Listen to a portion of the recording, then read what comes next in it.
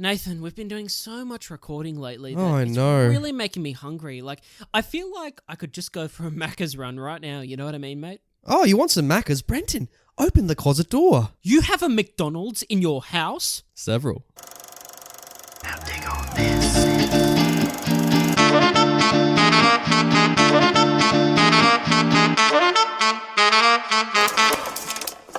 Whoa! Hey, oh, Hey. welcome to Classic Movie Banter. You know that podcast where me, that dude Brenton, and that other guy over the end of the table, very long table by the way, Nathan, Dollar bills. we talk about movies that are 20 years or older. Older. And we tell you whether those films are still worth watching today or whether they're worth putting on a flight. And then you find out that there's some actual dynamite on that plane and it blows the plane down into the Pacific Ocean. Oh, Brenton, why are we here today? Genuinely, why are we here? I ask myself that every week. Nathan, no. we're here to talk about Richie Rich, released in 1994, directed by Donald Petrie, who also G'day, Donald. directed... G'day, Donald. Who also directed, funnily enough, Miss Congeniality. And Actually. and also How to Lose a Guy in 10 Days. So, here's... That's a great He's got share of work there. Quite the filmography Donald has. So thanks, Donald. He definitely brought the lessons he learned on how to lose a guy in 10 days onto this movie, don't you reckon? Absolutely, mate. Absolutely. Like, oh no, how do we keep Richie's attention? So why are we talking about Richie Rich, by the way, Nathan? Why not? Yeah, good question. Because this is a podcast where we review classic movies, Brenton, and we see whether they hold up. And not many, but I doubt many people would classify Richie Rich as a classic. Or maybe they do. You know, there's a fan base out there for everything. So We'll get into that. I feel like there's a conversation around that we can probably have during this episode. thank God our podcast is based on conversation, Brenton. Nathan, while we're here, do you have a question for me? I do. Please pitch for me, Brenton, Richie Rich. Can you pitch me the movie? We've all been a child at one stage or another. I mean, speak for yourself. Some of us still are children. Oh no, which one you guess, listeners? And as a child myself, I often wonder what it would be like if my parents had amassed a huge fortune on Wall Street and we were the richest people in existence. And not only that, we existed in a world. It was like a fantasy world where rich people, there was a rich person school basically that you went to and you learnt all the things about money laundering, about business, about Wall Street itself and how to run a huge multinational corporation. So your life is just money. On top of that, you live in a household with your own theme park, with your own McDonald's, with your own water slide, things like that. Necessities for a happy, wholesome lifestyle. Yeah, sure. We've all had these dreams. Well, fuck it, why not make a film about those dreams? Oh. So is it someone poor dreaming that they were rich? No, I'm saying that this is a lived-in experience, that the child in question is in fact the richest child in the world. So rich that in fact their last name is Rich. Literally. Wow, that sounds on the nose, Brenton. It does. Something's eating away at Richie's soul. That he is not grounded. That he's not living life to the fullest. That he's not experiencing human connection. Oh. Nathan, let's get into it. What did you think of Richie Rich? You know what, Brenton? Well, I don't know. That's why I asked. This is an interesting movie because this is clearly not for you and me right now. We're men in our early 20s who are not rich at all and will never be the rich that he is. Speak for yourself. Oh no. Brenton's buying out the podcast. Like, you know what? I had more fun with this movie than I thought I would. Oh, did you? I did. I was watching with the housemates and we had a giggle. We had a good laugh. It's ludicrous. It's no good, Brenton, but it's a really fun time. What did you think? I'd say the same thing. You know, I'll premise this by bringing up the conversation I mentioned that we might bring up before about the fact that I watched this when I was a child. It wasn't like a How the Grinch Stole Christmas. Yeah, we both saw this as kids. Yeah, like I remember watching this when it was on TV. I remember at the time thinking it was so cool that this kid, you know, had all of these things that were just so fantastical. Like, it really is kind of like a fantasy setting. Amazing. Like, as a kid, I remember just, like, drooling over this movie going, this is it. This is the life I want. Exactly, but that's what you took away from it, and that's what I took away from it as well. Just those aspects of... Yeah, you take away more the world than the actual movie itself. I mean, I remembered that there was a Mount Richmore. I remembered a few little details here and there, but for the plot itself, I couldn't actually remember. But it filled me... It ignited my imagination, this film, as a child. world. And so coming back to it has been joyful in the sense of like it's been nice to actually go back and have those memories and have that nostalgia around. Yeah, I remember these things, these. Yeah, there was a lot of that actually. It was like, oh, I remember this part. You remember these kind of objects in this film, these kind of the world itself and the world that Richie lives in, and how cool it would have seemed to be a kid, and how cool that kind of is still today, because nothing like this exists in the real world. But at the same time, when we get into the plot itself and the contrivances of the plot and kind of what's missing from this film, like I feel this film could have been great, is my point. It could have had it all. It could have been a contender, but instead it's a bum. And it could have had soul, it could have had meaning, it could have had purpose, but instead any moment that we could have these moments, they're kind of undermined by weak characterizations, by stereotypical characterizations. Or a cheap gag. Yeah, a cheap gag or a ludicrous plot that doesn't stand in any... Oh! Here's the thing, though. I don't think the plot's that silly, considering how weird the world is. I get that the world is weird, but the plot itself is silly. Like, there's a lot of like, wait, why are you doing this when you can just do that in the plot? You know what I mean? Like, you look at characters going, this is the method that you're choosing to do this. Like, there's a lot of that, isn't there? Exactly. But at the same time, as like you said, as weak as those elements are, and kind of You mentioned bad, like outright bad, like yes, and you can acknowledge that those elements aren't executed well. I still had fun with this, and I still had a nice time remembering this world, and I like this world at the same time. Yeah, it's a good world, isn't it? Yeah, I like the world that this builds, and that's fun, but that's the best thing I can say about it. The performances are all pretty slapstick and characterized, and I don't think they're good, Brenton. I think there's a lot of shit child acting in this. They're not. They're not. Macaulay Culkin is obviously the lead in this film, and I mean, he was just hired because he's Macaulay Culkin. You know what I mean? Like, he's doing what he can with this, and he's trying not to do Kevin McAllister. Like, you can clearly see he's like got to be more of an asshole in this. And like, that's the weirdest thing about this rewatching it. Like, Richie Rich is not a good kid. No. Like, he's a very unlikable protagonist. Like, in fact, I was questioning for a lot of this film who was worse. Was it Kevin or Richie? You know what I mean? Like, as a I think Kevin. Who would kill who, Brenton, in a duel? Kevin takes the cake because he's a legitimate psychopath and a smart psychopath as well. That's true. I think Richie could beat him in fencing, like if they were fencing together potentially. But even then, I feel like, and Richie has like the money to really kill Kevin. But I feel like if Kevin was given access and like knew Richie's house, Richie would be dead. I feel like Kevin also has a lot of street smarts, so... He knows the streets. And he doesn't hesitate either, you know what I mean? No. Richie has some self-doubt in there as well. Kevin's got none of that. Jeez, no, God, no. And I just don't like anything he does, essentially. Like, especially the fact that he's so alone in the movie. It's like, well, because like he goes to a rich school, there are rich kids there. I'm like, mate, you've got the opportunity to make friends. There's a reason you don't have friends right now. It's like, what do you think is the reason? At the same time, I like some of those scenes because I think there's some fun world building. Like, imagine if there was a Hogwarts, but for Wall Street kids. You know what I mean? It's so stupid. Oh, it's so stupid. It is stupid, but if you imagine this as like a fantasy, it's a fun idea that I think families and kids could get into. But the logistics of the world aren't really explored to their fullest, and that could have come into the plot as well, and you could have had an intelligent plot for a kid's film, obviously. That's the thing. It perpetuates that, like, you need to be at a rich school to become rich. And unfortunately, the film folds in on itself when it tries to have these wholesome moments, when it tries to have these heartfelt relationships in this film, or touching moments that just kind of fall flat because the groundwork hasn't been done in the important things. Like, the world's great, but the relationships, the characters, you know, why is this even happening? You like, know? you don't really feel for anyone. Like, I guess the butler and Richie are the closest that you like go, oh, they got a thing going on. But like, Richie's parents are just so, you know, they're going for this, that they're so... They're also idiots. Like, all of the adults are idiots in this movie. They are, but they're going... The parents are like... It's clear that the filmmakers are going for this, that the parents are kind of out of touch with reality, and as such, their son. You know what I mean? To a certain extent. Which is weird, considering these are the richest people in the world. Yes, it doesn't make sense, is the point. And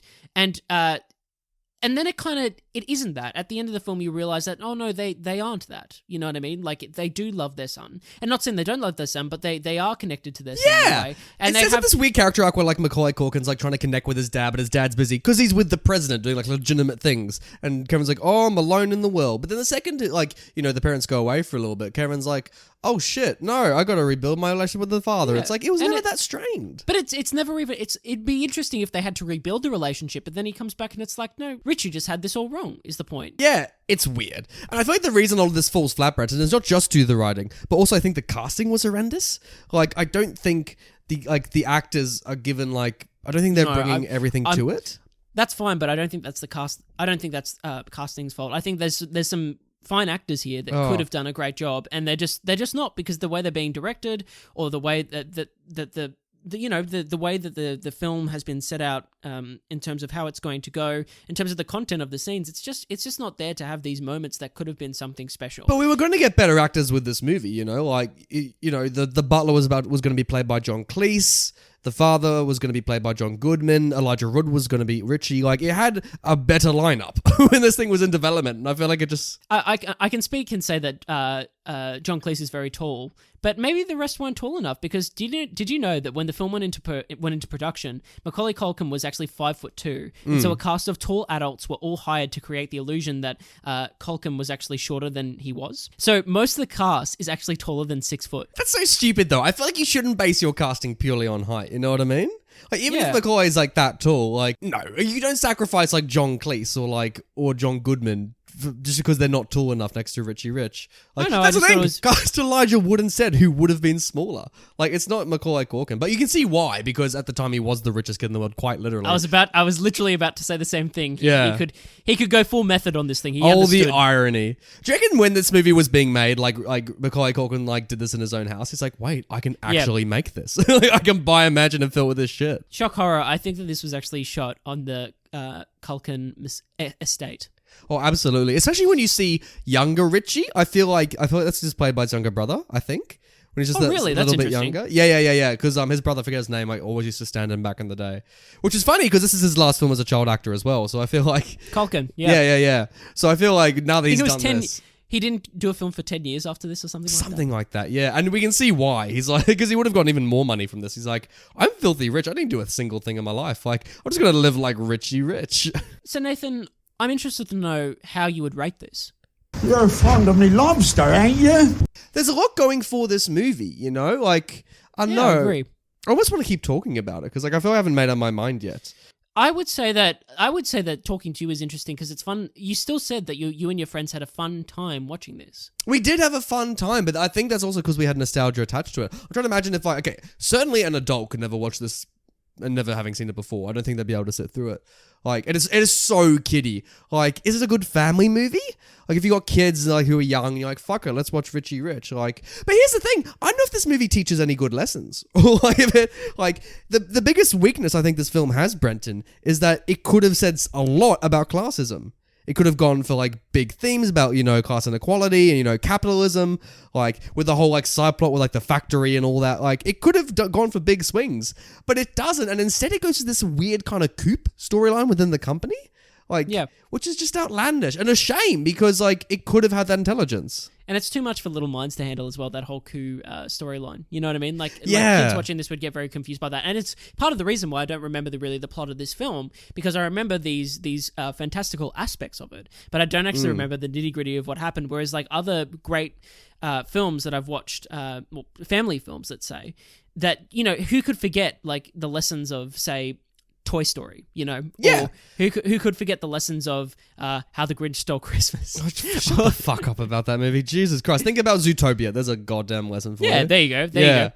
But I still had a good time, is the point. Yeah, you got a good time. Like, but I feel like there's better things for like, because what is this going to do for a young kid? Like for you and me, we're like, oh fuck yeah, I want to live like a rich person. Like when I was a kid, I'm really seeing this movie and then going to my parents and going, Daddy, I want all of this.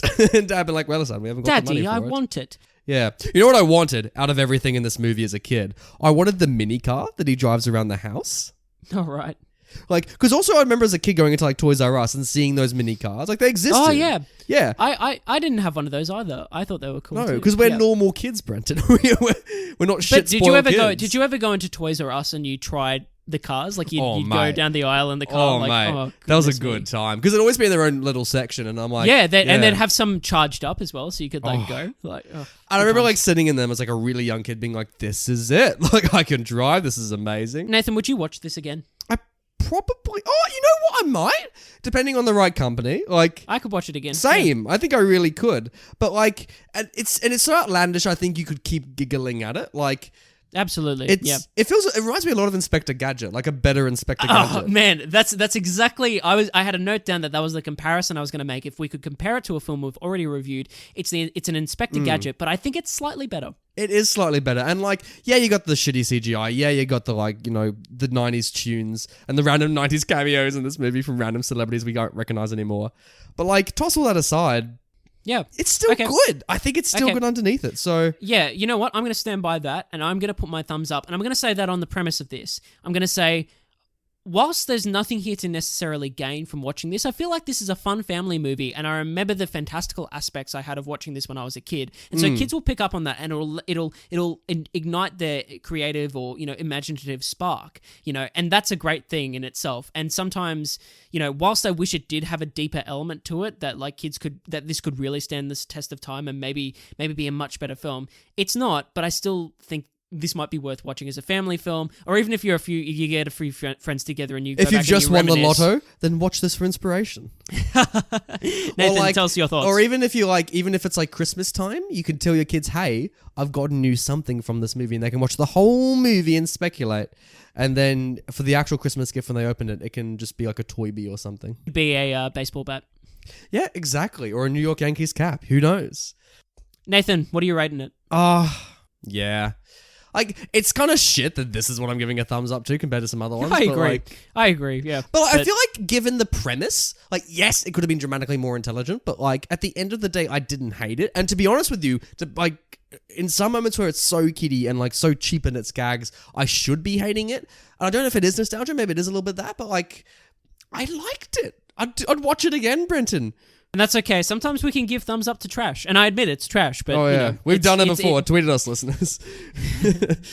Yeah, thumbs are up. Thumbs are up, Brenton. We like the lobster. We liked the lobster. We are fond of it. Let's chat about some spoilers. You spoiled it. What? The movie. Oh. Brenton, can we talk about the world of Richie Rich?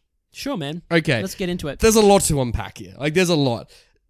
Okay, let's go way back to the beginning, because I'm thinking right now, what a shit childhood this kid has. Like, let's think about the logistics of this. Because, like, imagine being a baby and, like, your parents, for your first words, are mouthing to you, like market income. And, like, your cot has, like, notes all above it. Do you think this is an unhealthy relationship to money by doing this to the kid? Absolutely. Like, this kid, like...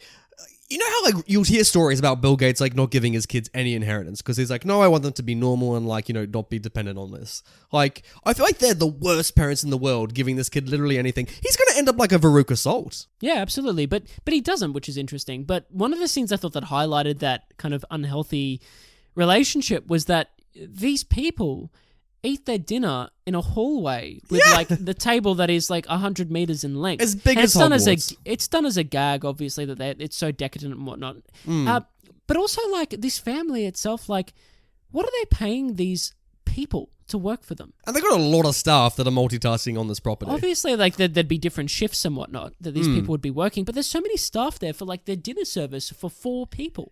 And that's also including a guest. Like, most of the time, it's the 3 of them. Like, unless we just saw him on a quiet night, and normally they have a lot of guests. But, like, it sounds like the parents are also out of the house as well. Like, it's ridiculous that for just them, there's so many staff. And, like, you got the guy coming in being like, sir, like, we're handing the money, like, not that well. You know, we're spending billions on charity. It's like, really? Look around the house. It's like, make cuts there. You know, it's stupid. And also, what is it they say in this movie? They have, like, $70 billion or something like that? I can't remember. It was 70. I honestly can't remember. I remember writing it down when I heard it. Well, there's 2 things about that I love. One, that's not the richest amount that people have. Like Jeff Bezos, before he got divorced, had like 100 billion. Which I know. Is yeah. Amazing. Well, actually, no, it's actually quite it's disgusting when you think about it. It's an insane amount of money for one person, one experience. Yeah, it's crazy. Class inequality. Insert us what you hate most about it. Can we talk about Mount Richmore? This is ridiculous. Like, why would they make this? You know what I mean? Is this like... It's so... But this is the other thing that links to these parents who are just awful people, is that they're so narcissistic. They're so narcissistic. Who builds a... Yeah, a full mountain with your faces on it. It's like, geez. And also, like, when you see it, the mum's still not happy with it. She still wants, like, liposuction done to it. It's like, what are you doing, lady? Oh my goodness, the Michael Jackson line at the end. Oh Christ, that doesn't hold up, does it? Like, it's like, oh.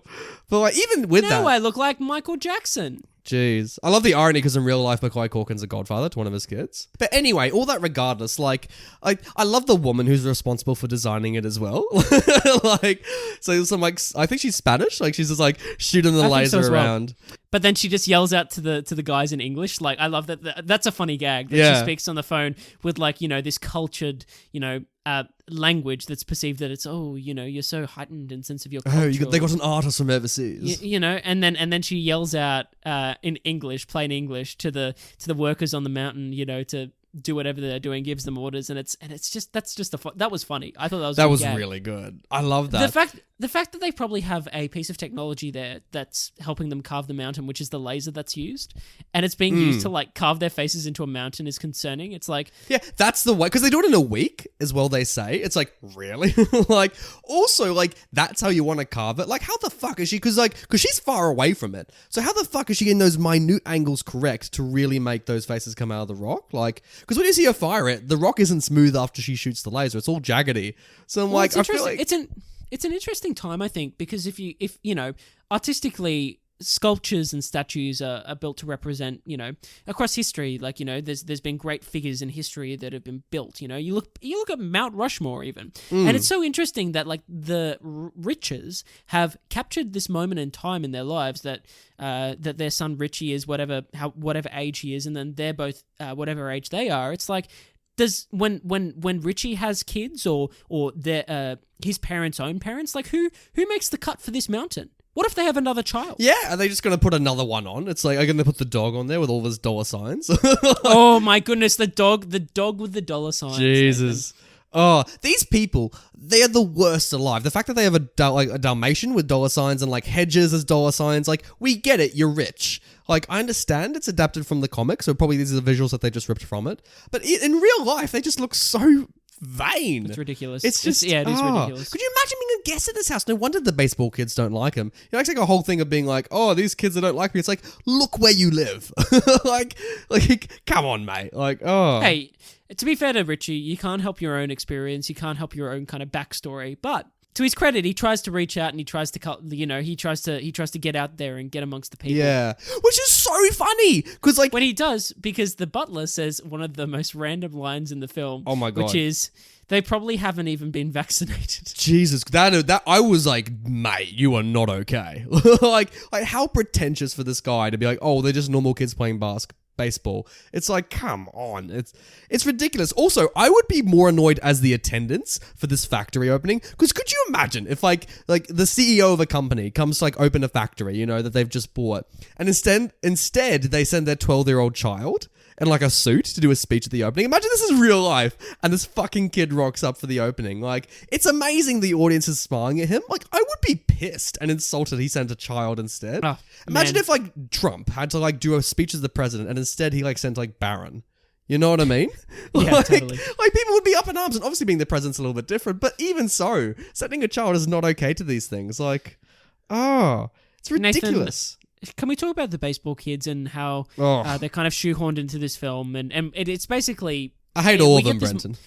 We get this montage basically as well when they arrive at his house and he shows them everything that he has. He shows them the McDonald's. He shows them the weird catapult, the kid catapult they have. Yeah. By the way, what's the context for the kid catapult existing? Like, what family argument led to there being a kid catapult existing? I'm not sure, but it's an interesting question you pose, Nathan. Like, do you reckon like the mum and dad had a fight one night with Richie and they're like, fuck it, let's make a catapult just to throw him out of the house?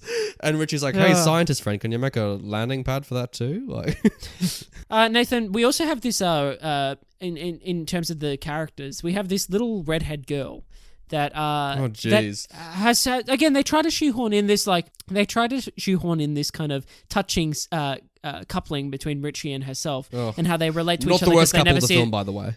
No. But they try to make this touching relationship in the sense of they're both, their fathers are away a lot or whatever. And she calls him to tell him that, her mum, I think it is, can't work at the factory anymore because it's been closed down. And, we have this relationship, but did you care about it for 1 second? God, I didn't care about any of it, Brenton. Like, I was like mildly interested in like the heist and like, you know, sending him, you know, going back to the house and all that. Like when the girl's like, oh, you're kind of okay. It's like, one, he's not. Like he's just been kicked out of his house. Like he's perfectly not normal. And two, it's like you're saying this, as the guy in the car pointed out, because he's rich. Like she says, oh, you're kind of normal. It's like, no, you're just saying that because he's rich. The only reason you like him is because like he let you ride a roller coaster and he's got all this cool shit. Like, you never see a moment where, like, Richie's just, like, doing something not to do with him being rich and liking him. Like, everything's so entrenched in money. But I feel sorry for him because that's probably his life. He probably is just that buried in money that he just can't distinguish between rich and no rich. Well, good on him for getting out there and trying to meet some more people and have new experiences. Good on you, Richie. Put him on the bloody rich app, I tell you what. Here's the thing. I'm glad you brought up the kids because I do hate all of them, Brenton. And I'm trying to work out in order which one I hate the most. I hate the kid with the glasses. And I genuinely cheered when he finally took off the glasses later in the movie because it was nighttime and he had no genuine reason to keep them on. I'm like, oh. The kid, what do you think of the kid that consistently eats, Brenton? He's just there. He's doing his thing. You know, when he was like, I felt sorry for him when he was like, oh, I just ate. And they all went on the roller coaster without him. Oh, yeah. It's like, mate, it's, What a weird segue as well. Like, tonally, of the kids on the roller coaster and then the parents dying in a plane crash. Hey, man. At least it's an interesting choice. So good on them for making that. Who edited this? So you thought like, oh, you know what totally works well with like the plane going down? A roller coaster ride. Well, maybe it's because it's meant for a younger audience. They were trying to make a horrific... They were trying to lighten a horric moment, basically. Oh. Do you wish this like segued into Castaway? Just like they end up on the same island as Tom Hanks? Wilson! Like they fucking pull up and Tom Hanks is like, oh, people. And they're like, they show up and they interrupt him with the ice skate, I think it is, when he's performing like dental surgery on himself. Like, jeez. And then the parents are just like, oh, we'll buy you a dentist. It's like, just get us off this island. Like, oh. Yeah. They're like, we own FedEx, you know? Jeez. And could you imagine being in the parents' position as well? Like, okay, imagine the reaction of the general public. These billionaires have been lost at sea and you're like, oh, these people have finally, you know, they've got the comeuppance for being the richest in the world. And then they're found, like, sipping champagne in like a suit and dress. Imagine if that was the photo on the newspapers of when they got found. Like, the world would be up in arms. You know what I mean? Like, it's like, to drink champagne as you're floating, it's like, Jesus, you people know nothing. You know what I mean? Yes or no? I thought it was a fun scene. Oh, you liked it. It's ludicrous, Brenton. Can I ask you what their company does? I have no idea. I have no idea what the fuck they're doing. Like, I couldn't tell you. Genuinely. Like, you see him, like, eat, like, chocolate bars at one point. Like, I thought I was going to segue into Big, actually, when we saw, like, the kids and the food. Nathan, I was going to ask you as well, speaking of things that we don't understand in this film, what was the villain going for? Why, you know, because he goes, what the villain should have done was done the whole Bane thing, you know what I mean? And gone and tried to take down the stock market, you know what I mean? And try to hack into the network and get those funds transferred to himself, or, you know... Like, as opposed to, then what are you people here for? There's no money here. But, I just thought it was a very confusing plot. And it was confusing that he didn't take into account the fact that if Richie did survive, you know, even if Richie died, why would the company have gone to, you know, what systems were in place for the company to go to him? Because I think they would have worked around that. Because they obviously didn't trust him already. No, obviously. It's like, it doesn't feel like a very well thought out plan. It's like, also, why is he the next one that takes over the company? Like, he's only like the head That's my point. He's only like the accountant for them or something like that. Why is it assumed, and is everyone okay with him just taking the business the next day and shutting down a serious factory? Like, like the day after, because I was asking this during the movie, like, how long have they been lost at sea? Because it's not really made that clear. And it's not like they have like food in abundance, you know. No, they just got champagne. So yeah, it's very confusing and kind of undermines the villain totally in this film. It really does. And I'm like, and when he did that, I'm like, mate, you're an idiot. And I guess the adults are painted as idiots because it's a kid's movie from the 90s. Yeah. Like, it's a lot like Home Alone, where all the adults are idiots. And it's just like, you think John Landis would have directed this. There was a point where I thought I was going, oh gosh, it's going to become Home Alone when the parents went away. Yeah, and like he like gears up the house. But no, like, oh geez. You know what I found really funny? Speaking of like his house, you know how he has like that world map where he tries to find the dad?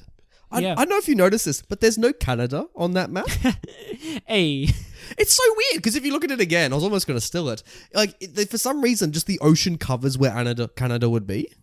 I didn't notice that, but thanks for pointing it out. It's so weird. It's like, poor Canada. it makes me think, did their family become rich because they bought Canada? Maybe it's a fan theory we should be talking about. Maybe. Because we of the real world, we only ever see like the outside of the city and maybe like one baseball field. Like, what if these parents, like dystopian wise, like just bought a nation and it's like corporations owning the world? Like we're in like the Blade Runner universe, and like these parents are just like, this is how we got the money, and it's like really dark, and like the film just glazes over it. Do you have any other spoilers you wanted to talk about? Oh boy, I wanted to ask you, Brenton. Do you reckon this movie could segue into Batman? Absolutely. There's the point where I thought, is this going to become Home Alone, or is it going to become Batman Begins? It could almost segue into the scene from Joker where he's like at the fence and like child Bruce Wayne's just like coming up to him. Because especially when like Macaulay Culkin goes to the meeting like with the board of directors, it reminded me so much of like when Bruce Wayne in Batman Begins rocks up to like the board of directors meeting. And he's like, I'm at the end of Batman Begins, so he's like, I'm happy with the fact that my company is in safe hands, right, Lucius?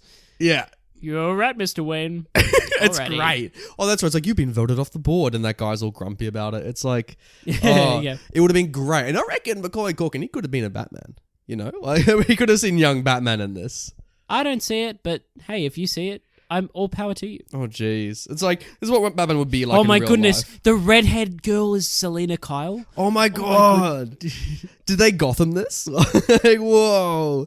This is crazy. And the bad guy in this film is actually like the Penguin or something. Oh my god! Like the rival kind of to the family business or whatever. Yeah, and it's like when like the Batman villains attack Bruce Wayne, but they don't know he's Batman. It's like you could have had like Danny DeVito rock up to the house and just be like, "I'm taking over this house now," and then like Macaulay Culkin's like, "Oh, I know how to get rid of him." Well, because Penguin's got that whole thing that he hates Bruce Wayne because like because of the Cobblepots versus the Waynes and whatnot. Like, there's the whole thing that you could play into. Yeah, we all remember Batman Returns. So we got Catwoman. We've got this is basically Batman Returns. So you got Selena Kyle. I reckon the security guy could be Two-Face. No. Who's Two-Face? Oh wait, no, Two-Face is in the other one. In Batman Returns, you've got Penguin, Selena Kyle, and then Christopher Walken as the mayor. So he's like, this kid, he's so rich, he's buying the town. Like, it would have been great. You tell us, audience, what you think if this was to cross over with the DC universe. What characters would be who in Batman's world? Oh, we'd love to hear from you. Like, please, like, build the scenario yourselves. But there's a couple little more things I wanted to touch on that I can't avoid in this review. First off is the Maccas, because we haven't really dived into it that much. Oh, it's a Macca's in his house. What's more to say?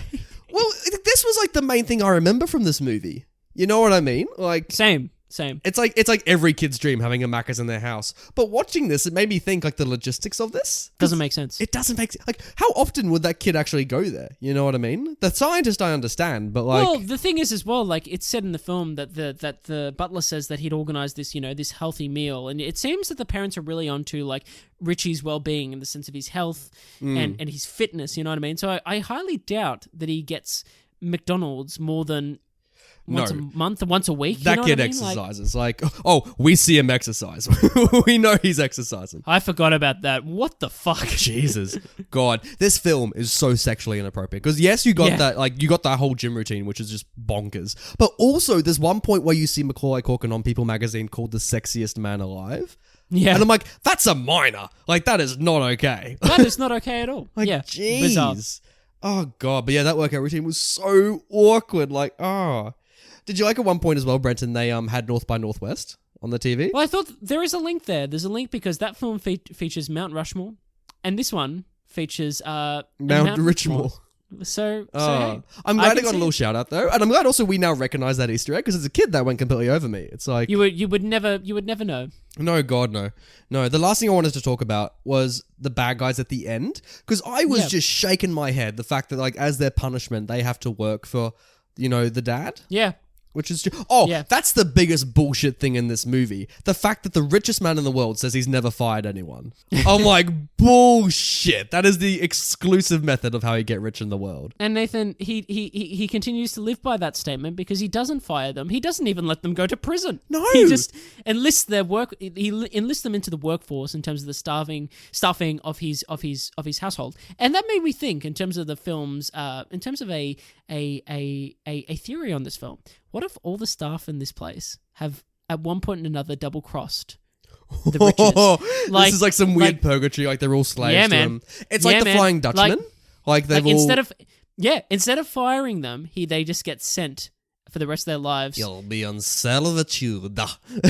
to the Richie Rich estate. That'd be amazing. The father was like, "What?" The kid's like, "Dad, what should we do for like his punishment?" And the father's like, 100 souls. Love. You'll be serving aboard the Flying Dutchman. And he's like, just cleaning up the house. The dad's like, ugh. As he's like jumping around the mountain. Oh, yeah, that would have been Love great.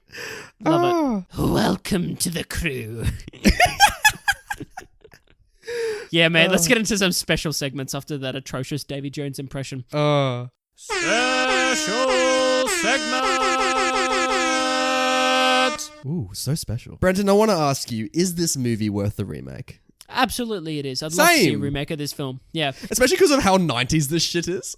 Yeah, in today's setting, I feel like there's something that could be, not to say that this doesn't stand up, you know, in terms of like, I feel like you can still watch this because it's so outlandish with its rich references that like kids today could still watch this and dream about the same things. You know what I mean? Yeah.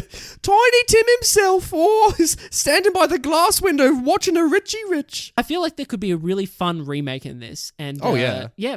You know, it'd be great. What if we were from the perspective of the poor kids and we had to take down Richie Rich? Like we had to break into his house and like... No. Richie has to be the hero. But he's too rich. Like he's just like unlikable. Like, would you want a story where he loses all his money or something like that, and he has to like? Not necessarily. I just like a story where he like you said about the classism is really explored, and this kid that's lived in this decadent lifestyle comes into conflict with the world itself, and has to learn and has to grow and become even better than his parents, maybe. You know what? This should segue into Parasite. That's what I really want this movie to be. I want this to be Parasite, Brenton, because how funny would it be if, like, you know, you see eventually, like, the staff try and, like, become members of the family? Like, they're slowly just replacing the rich family, and Rich is like, wait a minute. This isn't my son. This isn't my father. Yeah, the baseball kids try and take over the house.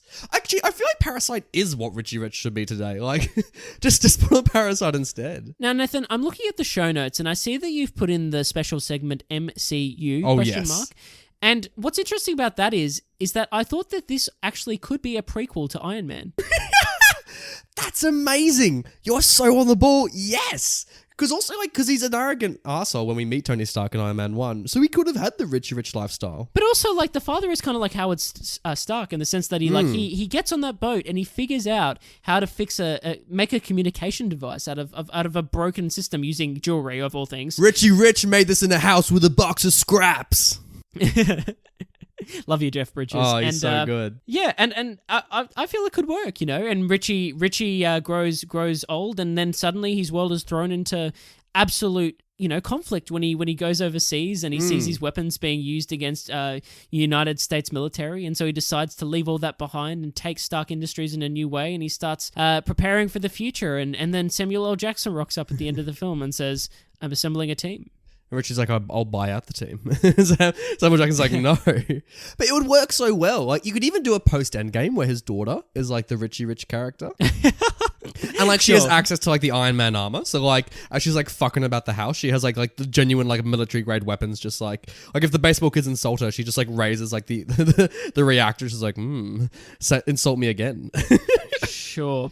But Nathan, the other thing that we need to talk about is the fact that this film shares the same lead actor as the Home Alone series. It does. And you brought up a really great special segment that I'll let you introduce. It does, Brenton. So I think it'd be appropriate to ask: did these characters learn the true meaning of Christmas? No. No. There is no morality in this movie at all. It's like, because even if you look at the lesson Richie learns, it's like, it isn't a lesson. It's just like the bad guys get locked up and nothing's changed. He's still like mates with the friends. Like, exactly. Hey, at least he's opened his perspective and he's opened himself to new experiences and he's met new friends and that way, hopefully, he will not become a crazy dictator when he's older. Yeah, basically. God Hopefully. forgive, like, or pray that like the normal kids actually ground the fucker. So like when he does become a CEO, Because it seems that this family has a real sway on the American government. You know what I mean? So, Apparently, yeah. And the fact that they've been invited to the Queen, that would be a scene I would pay to see. When like the father brings the smell machine to the Queen. Like, absolutely. oh, jeez. Absolutely. That'd be wonderful. But no, they did not learn the true meaning of Christmas. But funnily enough, I think this film could be set at Christmas. It could be. It could be a great I think Christmas it'd work film. Agreed. really well. And I'd love to see the They call it Richmas. I'd love to see the Christmas lights on the Rich estate. Oh, now that would be amazing. That would take all the budget as well. Yeah. Nathan, let's look at what stills this movie. Ooh, it's blinding.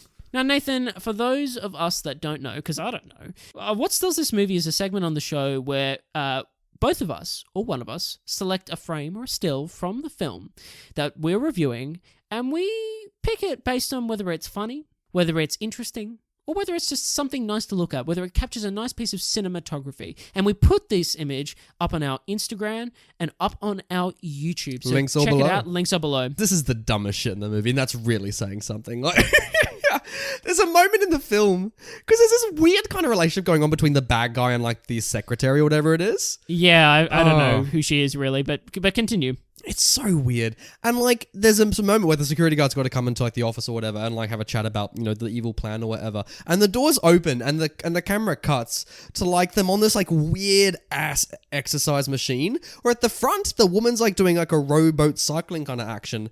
And at the back, the villain's like pedaling like a stair ladder or something, like a stair climber. Yeah, it's like a standing pedal, you know what I mean? Yeah. It's like if you were standing on your bike and having to go up a tough mountain or something. That's what he's doing behind. But it's in their main office. Oh, and what makes it weird is that as they're doing it, they're going like, ooh, ah. Like they're doing these weird sexual like sounds. It's like, I'm confused.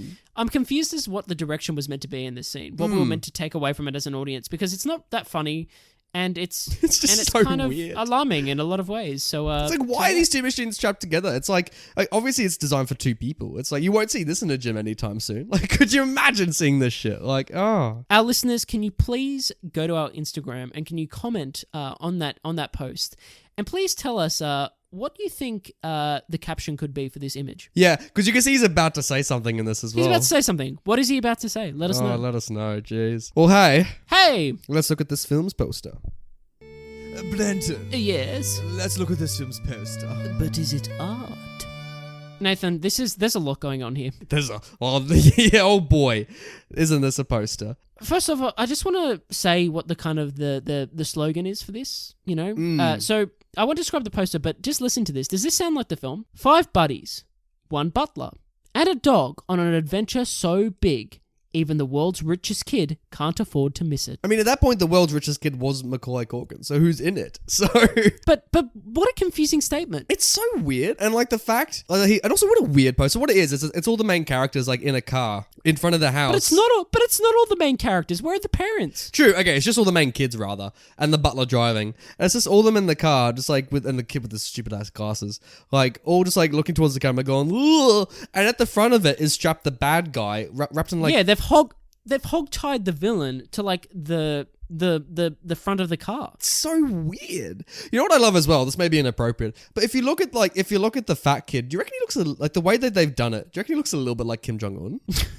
Like the way they've airbrushed him. That laugh just answered your question, just looking at that now. But the way that they've photoshopped everyone to be in this car as well, like the kid that's next to the fat kid, we'll call him. Yeah, it looks as though just his head's in the car. Exactly, like he's hanging out, like he's trying to keep up, you know what I mean? He's like, stop the car. It's like Spider-Man 1 all over again. Oh, jeez. What's Macaulay Culkin doing as well? He looks as though he's about to like throw some dice at us, you know what I mean? It looks like he started a cult, and that's the Jeez. signal, you know what I mean? Is he the guy from Octopussy who just crushes the dice in the hand? Because he looks as though he's doing it. I'm not sure what that gesture means, Oh. and I don't think I want to know. How would you improve this? I think they've got the right idea. Maybe it's just the rich estate, and instead of all these fucking characters in here in a car, have Richie Rich standing in front of those gates. That's all you need. Yeah, I feel like just Macaulay, because he alone is like the pull for the movie. Exactly. Why do we have all these other kids? They're hardly in it. Yeah, maybe him going down like the water slide or something like that. Like, No, I just feel like we get the estate, we get him in his suit and his little cravat, and he's just standing there and he's got his arms folded or something. And Richie Rich, what else? That's the film. That's what else do you need to know? maybe the tagline can be like, tickets will be double for this one. See if you can afford to watch this movie. Ooh, it's the title. No, yeah. Speaking of title talk, was there Richie Rich in this film? Oh, jeez. Richie Rich. What a stupid name as well. I can't believe they named their child Richie Rich. It's like... Mate. Oh. What are the odds? What are the odds? Nathan, This I was kid. going to say, this film could actually be called Macaulay Culkin's College Fund, maybe? I mean, if you wanted to go to college, yeah. But like, I don't know. I feel like Richie Rich definitely sells the movie as like what the premise is, but I feel Yeah, like the I whole agree. movie is just like, let's look at this rich kid. Like, there's no real plot to it. It's just like, let's see how the rich live. So the title's pretty fitting then, isn't it? Yeah, I feel like, again, naming your movie after your protagonist, always a safe choice, but like, I feel like it could have been named something better. Like Like what? I don't know.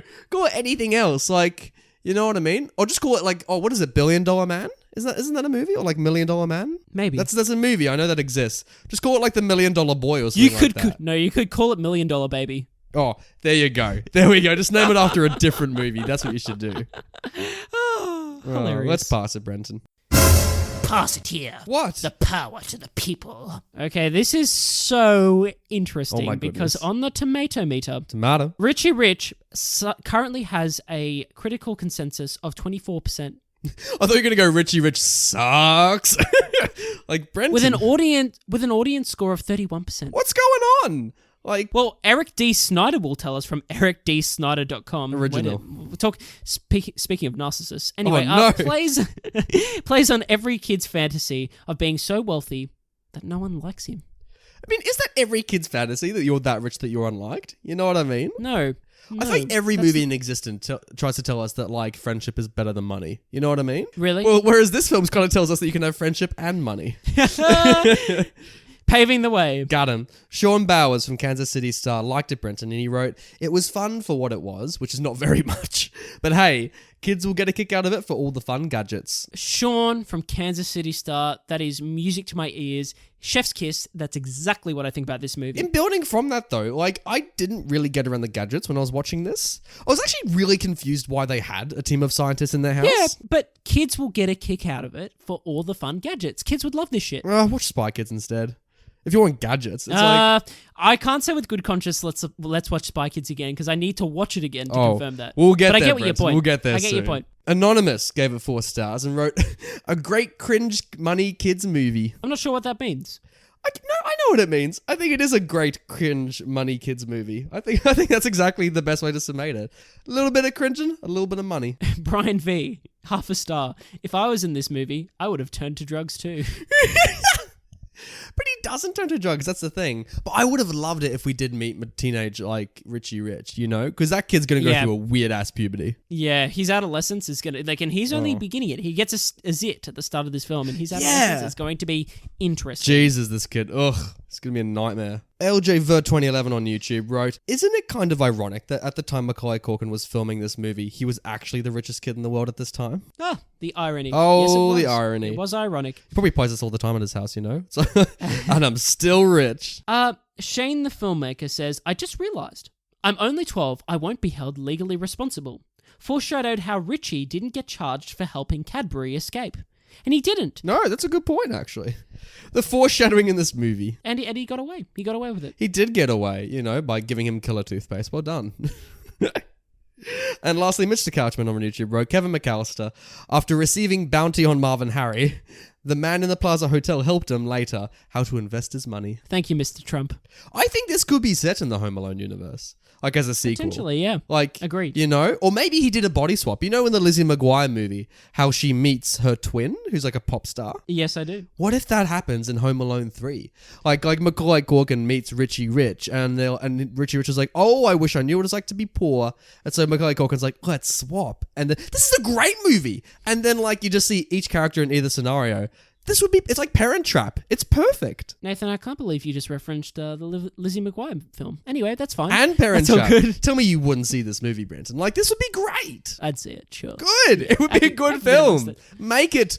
Whoever has the rights. Fox, Disney, make it. And Warner Brothers, get together. Make a Parent Trapper with Richie Rich and Home Alone. Nathan, it has been a wild ride today, and I've had such a fun time talking about this film. I just wanted to thank our listeners for listening in once again, for putting up with us every week. I don't know how you guys do it. Because they're kind people and they love us as we love them back. We love them as much as the riches love their boy. Exactly. They just humor us every week. No, we love you guys.